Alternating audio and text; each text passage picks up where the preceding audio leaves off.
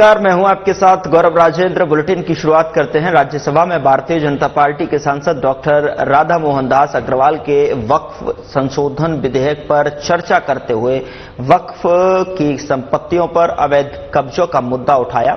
उन्होंने कहा कि मुस्लिम नेताओं और कांग्रेस के कई नेताओं ने वक्फ की संपत्तियों पर कब्जा किया है, जिनमें पूर्व केंद्रीय मंत्री सीके जाफर शरीफ और रहमान खान और कमरुद्दीन इस्लाम जैसे लोग शामिल हैं।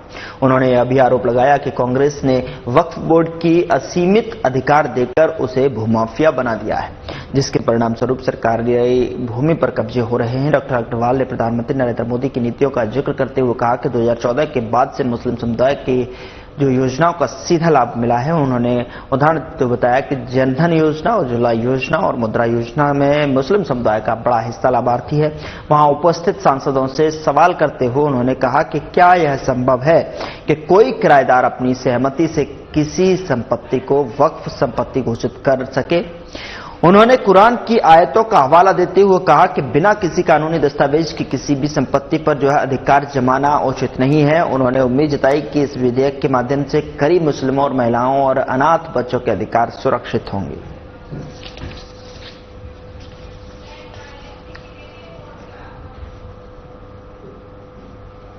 उधर लोकसभा में वक्फ संशोधन विधेयक के पारित होने पर राजस्थान बीजेपी अल्पसंख्यक मोर्चा के प्रदेशाध्यक्ष हमीद खान मेवाती के नेतृत्व में कार्यकर्ताओं ने बीजेपी मुख्यालय जयपुर पर पटाखे फोड़कर प्रधानमंत्री नरेंद्र मोदी का आभार व्यक्त किया है। मेवाती ने कहा कि इन विधेयक से कुछ लोगों को आपत्ति हो सकती है, लेकिन मुस्लिम समाज के अधिकांश लोग इससे खुश हैं। यह विधेयक वक्फ संपत्तियों से जुड़ी अनियमितताओं और मनमानी पर रोक लगाएगा और जिससे कि वक्फ बोर्डों को राजस्व में वृद्धि होगी और मुस्लिम समाज के कल्याणकारी कार्यक्रमों का विस्तार संभव होगा। उन्होंने इसे मोदी सरकार का ऐतिहासिक कदम बताते हुए इसे वक्फ बोर्ड में पारदर्शिता आएगी और भ्रष्टाचार पर लगाम लगेगी। इस मौके पर बीजेपी प्रदेश उपाध्यक्ष मोतीलाल मीणा, प्रदेश कार्यालय मंत्री मुकेश पारीक, प्रदेश मीडिया संयोजक प्रमोद वशिष्ठ, प्रदेश प्रवक्ता अशोक सैनी और बुद्धिजीवी प्रकोष्ठ संयोजक राजेंद्र सिंह शेखावत, मोर्चा राष्ट्रीय उपाध्यक्ष हुसैन खान सहित प्रमुख कार्यकर्ता उपस्थित रहे।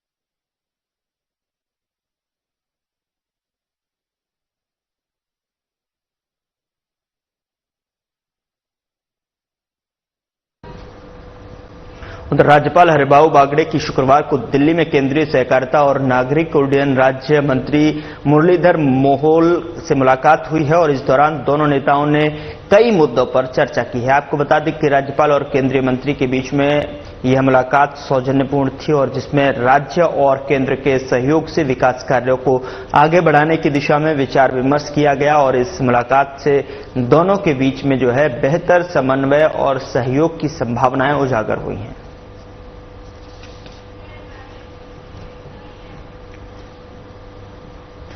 उधर राज्यपाल हरिभाऊ बागड़े की शुक्रवार को दिल्ली में केंद्रीय श्रम एवं रोजगार मंत्री डॉक्टर मनसुख मांडविया से मुलाकात हुई और इस दौरान दोनों ने कई विषयों पर चर्चा की है। बता दें कि राज्यपाल और केंद्रीय मंत्री डॉक्टर मांडविया की यह शिष्टाचार भेंट थी, जिसमें श्रम और रोजगार क्षेत्र से विकास को लेकर जो विचार विमर्श हुआ है। दोनों ने राज्य और केंद्र के बीच में समन्वय को बेहतर बनाने की दिशा में कदम उठाने की बात कही है।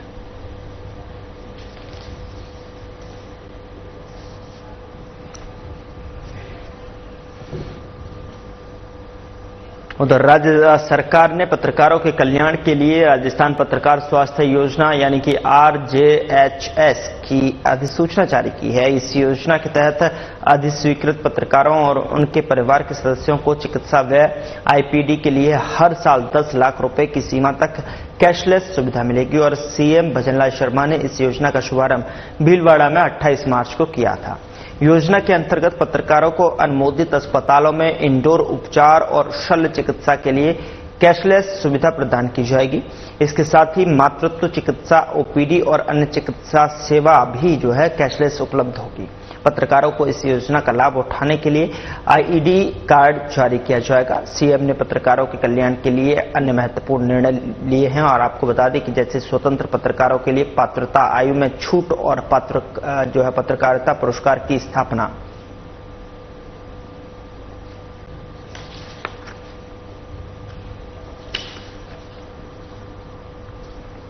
उधर सीएम भजनलाल शर्मा ने गुरुवार को वैशाली नगर स्थित गोविंद धाम जानकी पैराडाइज में महामंडलेश्वर श्री श्री 1008 ईश्वरानंद ब्रह्मचारी श्री उत्तम स्वामी जी महाराज से श्रीमद् भागवत कथा का श्रवण किया और उनका आशीर्वाद लिया है। सीएम ने कहा कि नवरात्रि में श्रीमद् भागवत कथा का श्रवण अत्यंत सौभाग्य की बात है, जिसने भगवान श्री कृष्ण के स्वरूप का ज्ञान प्राप्त होता है और नई ऊर्जा मिलती है। उन्होंने आगे कहा कि हमारे ऋषि मुनियों, संतों और महंतों ने अपने जीवन की यात्रा जनमानस के कल्याण के लिए समर्पित की और सनातन संस्कृति को बढ़ावा दिया।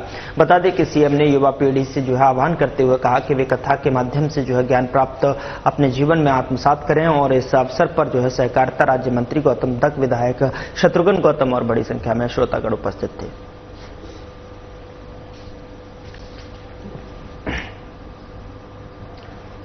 उधर पावटा की तपोस्थली में पिछले 1 साल से चल रहे 108 कुंडीय महामृत्युंजय रुद्र महायज्ञ की पुण्य आहुति 6 अप्रैल 2025 को होगी। इस मौके पर केंद्रीय गृह मंत्री अमित शाह, राजस्थान के मुख्यमंत्री भजनलाल शर्मा, केंद्रीय वन एवं पर्यावरण मंत्री भूपेंद्र यादव सहित कई गणमान्य नेता उपस्थित रहेंगे।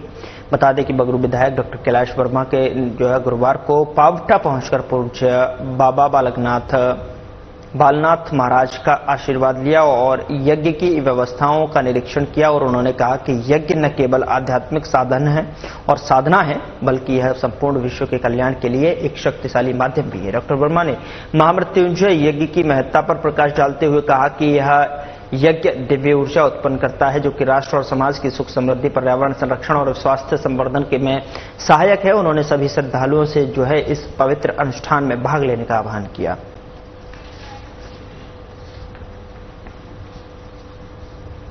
उधर उप मुख्यमंत्री दिया कुमारी की अध्यक्षता में गुरुवार को शासन सचिवालय में 4 से 6 मई 2025 को जयपुर में होने वाले 14वें ग्रेट इंडियन ट्रैवल बाजार यानी कि GITB की तैयारियों पर बैठक आयोजित की गई और दिया कुमारी ने निर्देश दिए कि राजस्थान और भारत को MICE के लिए प्रमुख गंतव्य के रूप में प्रदर्शित करने के लिए GITB का आयोजन सफलतापूर्वक किया जाए। बैठक में भारत सरकार की पर्यटन महानिदेशक मुग्धा सिन्हा ने बताया कि GITB 2008 से जयपुर में आयोजित हो रहा है, जिसमें 99 देशों के लगभग 3000 विदेशी टूर ऑपरेटर भाग लेते हैं। 2025 में 280 विदेशी टूर ऑपरेटर को भागीदारी होगी और 11000 से अधिक B2B बैठकें आयोजित की जाएंगी। मुग्धा सिन्हा ने यह भी बताया कि 2025 में मीट इन इंडिया कॉन्क्लेव का आयोजन GITB के साथ किया जाएगा, जिसका उद्देश्य भारत को MICE गंतव्य के रूप में बढ़ावा देना है।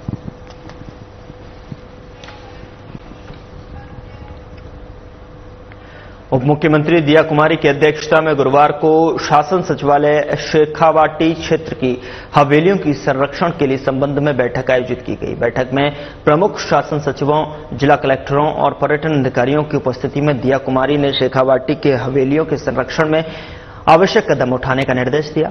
बता दें कि उन्होंने कहा कि यदि आवश्यकता हो तो विरासत संरक्षण बायोलॉजी को अपडेट किया जाए। उप मुख्यमंत्री ने सीकर, झुंझुनू और चूरू कलेक्टरों को निर्देश दिया कि वे हवेलियों का सर्वेक्षण कर उसका डिजिटलाइजेशन करवाएं।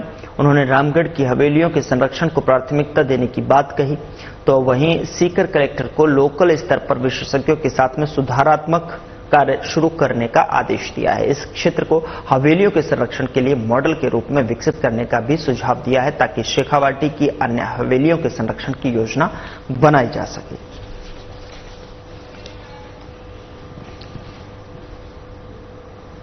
उधर बीजेपी प्रदेश अध्यक्ष और राज्यसभा सदस्य मदन राठौड़ ने कहा कि प्रधानमंत्री नरेंद्र मोदी के नेतृत्व में केंद्र सरकार खाद्य प्रसंस्करण उद्योगों को बढ़ावा देने के लिए कई सकारात्मक कदम उठा रही है। साथ ही आपको बता दें कि उन्होंने बताया खाद्य प्रसंस्करण उद्योग मंत्रालय प्रधानमंत्री किसान संपदा योजना, उत्पादन से जुड़ी प्रोत्साहन योजना और प्रधानमंत्री सूक्ष्म खाद्य प्रसंस्करण उद्यम उन्नयन जैसी योजनाओं के माध्यम से देश भर में बुनियादी ढांचे को मजबूत कर रहा है। राज्यसभा में एक सवाल के जवाब में केंद्रीय मंत्री ने कहा कि खाद्य प्रसंस्करण उद्योग में निवेश को बढ़ावा देने के लिए सेमिनार कार्यशालाओं और मेलों का आयोजन किया जा रहा है, तो वहीं 2025 में भारत मंडपम नई दिल्ली में प्लांट बेस्ड फूड शो आयोजित किया जाएगा। आपको बता दें कि जो खाद्य प्रसंस्करण उद्योग के विकास को तेज करेगा। वहीं मंत्री ने यह भी बताया कि मंत्रालय वर्ल्ड फूड इंडिया 2024 और 25 का आयोजन करेगा, जिसमें पौधों पर आधारित खाद्य पदार्थों का बढ़ावा दिया जाएगा। इसके अलावा मंत्रालय भारत के नेट जीरो उत्सर्जन लक्ष्य को हासिल करने के लिए नवीनीकरण ऊर्जा स्रोतों का समर्थन कर रहा है।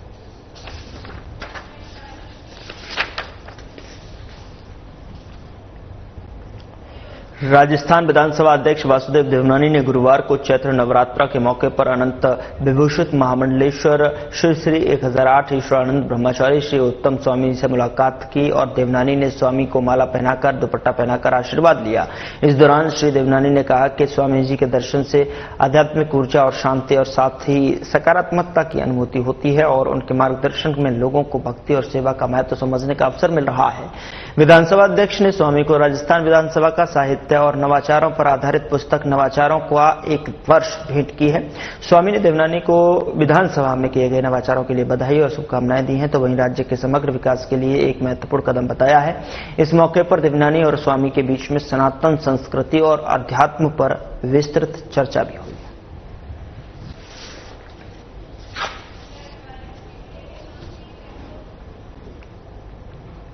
उधर राजस्थान के सहकारिता राज्य मंत्री गौतम कुमार दत्त ने समर्थन मूल्य पर सरसों और चना की खरीद के लिए पर्याप्त भंडारण व्यवस्था सुनिश्चित करने के निर्देश दिए हैं।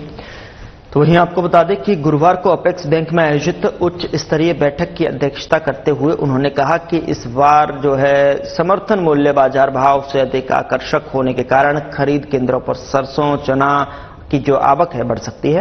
दत्त ने कहा कि राज्य सरकार खरीद के लक्ष्य को पूरा करने के लिए प्रतिबद्ध है और आपको बता दें कि इसके लिए भंडारण की व्यवस्था की जाएगी। यदि आवश्यक हुआ तो प्राइवेट गोदाम किराए पर लिए जाएंगे। साथ ही तिलम संघ और बीज निगम के गोदामों का भी उपयोग किया जाएगा। उन्होंने राजफेड के अधिकारियों को जिलेवार लक्ष्य और रूट चार्ट साझा करने के निर्देश दिए हैं। बैठक में राजस्थान राज्य भंडार व्यवस्था निगम के अध्यक्ष संदीप वर्मा, सहकारिता विभाग की प्रमुख शासन सचिव मंजू राजपाल और अन्य अधिकारी उपस्थित रहे।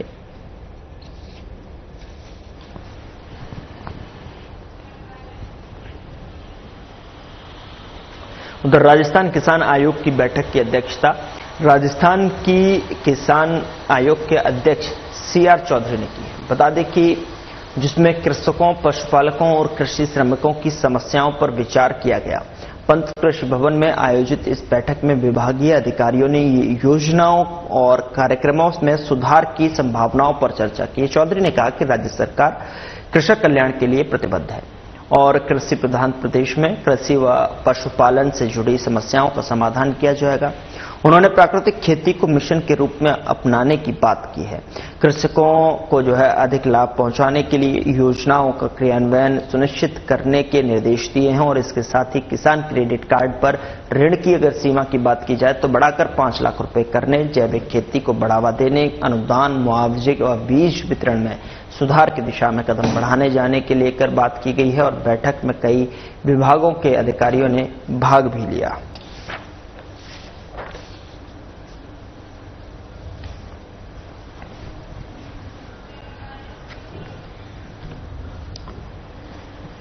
प्रमुख शासन सचिव वैभव गालरिया ने राइजिंग राजस्थान और बजट घोषणाओं की कार्य प्रगति की समीक्षा बैठक ली है। बता दें कि बैठक में उन्होंने भूखंड आवंटन में तेजी लाने के निर्देश दिए हैं और कहा कि निवेशकों द्वारा मांगी गई जमीन का आवंटन परियोजना की आवश्यकता और सरकारी दिशा निर्देशों के अनुसार किया जाए।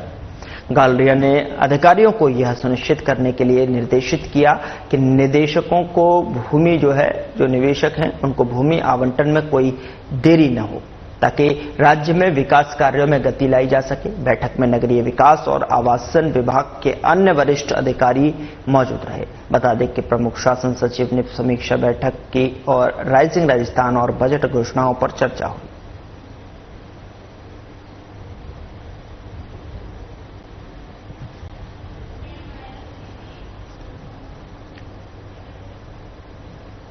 खबर चूरू के तारानगर से है। आपको बता दें कि जहां पर विधायक नरेंद्र बुढ़ानिया ने शुक्रवार को अपने निज निवास तारानगर में जनसुनवाई की और लोगों से बातचीत की। विधानसभा क्षेत्र के सैकड़ों लोग अपनी समस्या लेकर विधायक बुढ़ानिया के पास पहुंचे। अपनी समस्याओं को विधायक बुढ़ानिया को अवगत करवाया। विधायक बुढ़ानिया ने समस्या से संबंधित विभाग के अधिकारियों को समस्याओं के जल्द से जल्द निपटारे के निर्देश दिए। इस मौके पर प्रधान संजय कसवा, बीडीसी सदस्य मोहर सिंह जाड़ी और सहित जो काफी लोग मौजूद रहे।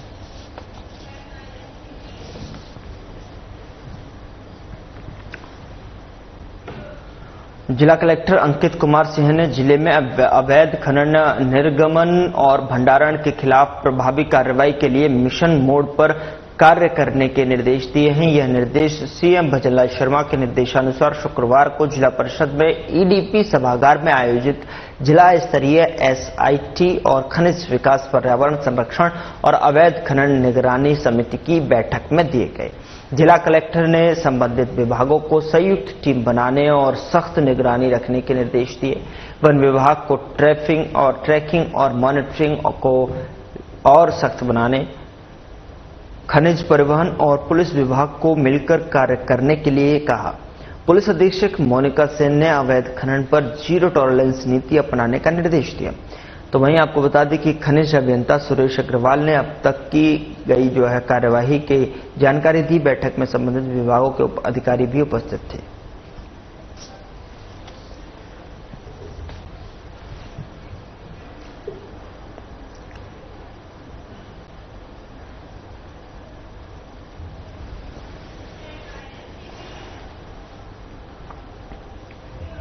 बानसूर कस्बे के अलकापुरी कॉलोनी में उस वक्त हड़कंप मच गया जब एक मकान के भीतर जहरीली ब्लैक कोबरा घुस गया। आपको बता दें कि घर के सदस्य रोजमर्रा के काम में व्यस्त थे और उस काम को करते हुए अचानक उन्होंने मकान की दीवार के पास एक फन फैलाए सांप को बैठा देखा।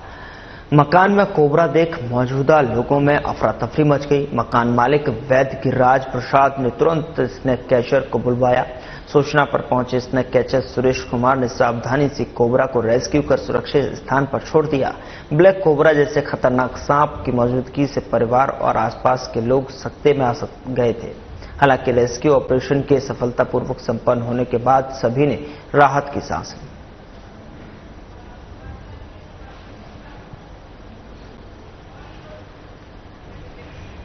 मेरे को आज लगभग 4 से 5 साल हो गए हैं स्नेक रेस्क्यू करते हुए, लोगों के बीच सेवा करने के लिए। आज सुबह मेरे पास फोन आया था कि यहाँ बानसूर के यादव हॉस्पिटल के पीछे कोई रिहायशी मकान है, उसके अंदर फैमिली रहती है और उस फैमिली वाले ही रूम के अंदर कोई सांप घुसा हुआ है। तो मैंने यहाँ पे आके देखा तो एक काला सांप घुसा हुआ था। इंडियन स्पिक्टेकल कोबरे के नाम से जानते हैं इस सांप को, और कई जगह इसको नाग के नाम से भी जानते हैं। हमने और हमारी टीम ने इसका शांतिपूर्वक रेस्क्यू कर लिया है ताकि इसको दूर कहीं जंगल में छोड़ दें, उसको आजाद कर दें, उसको स्वतंत्र कर दें। तो मैं आपको ये जानकारी देना चाहता हूं कि सांप रिहायशी मकानों के अंदर क्यों घुसते हैं। इसका एक रीजन है, अपने रिहायशी मकानों में काफी दिनों से कूड़ा करकट का ढेर होता है, उसमें जीव जंतु उत्पन्न हो जाते हैं, उसमें चूहे उत्पन्न हो जाते हैं। उस चूहों की वजह से सांप अपने मकानों में घुस जाता है। फिलहाल बुलेटिन में इतना ही। नमस्कार।